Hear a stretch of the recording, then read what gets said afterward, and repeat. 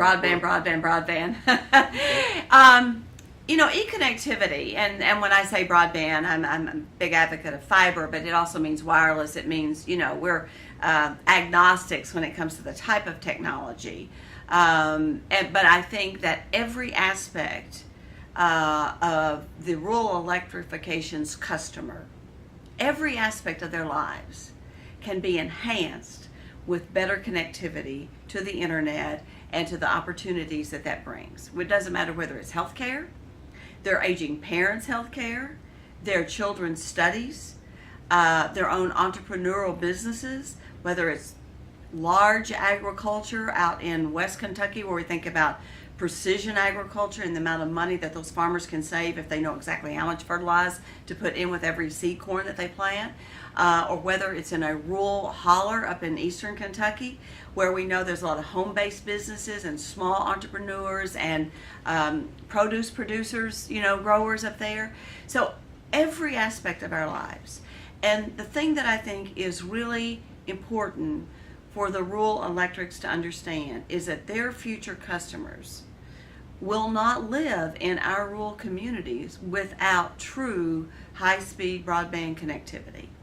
And so I think it becomes incumbent on all of us that care about the future of rural communities to understand that that infrastructure truly is the farm-to-market roads that we needed decades ago. It's the connection to the information highway. Will it serve everybody in an equal way? Will it cure all of rural America's ills? Absolutely not. But it is a basic infrastructure in today's society in every aspect of our lives. So the rural electric's customers need that connectivity, and I'm really eager to get to work with them and try to figure out how we partner. Secretary Perdue has put out kind of 3 priorities from USDA, and one is infrastructure, which of course is electric and water and telecom and roads and bridges. We in agriculture have always thought infrastructure is really important. The other is partnerships, which means we as a federal government, and I think the Trump administration has said this very clearly, we cannot do it alone. It is going to take private sector, state, local, everybody trying to address some of the needs of the country and the nation. So partners. And the third is innovation. We call it IPI. Thinking differently. We don't have to do it just the way we've always done it.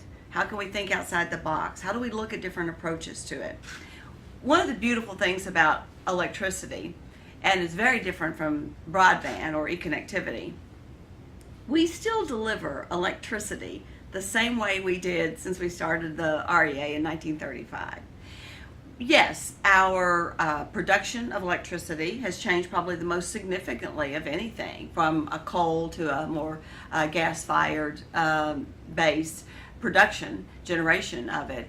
But the delivery is very much the same. Technology and telecom is a bit different.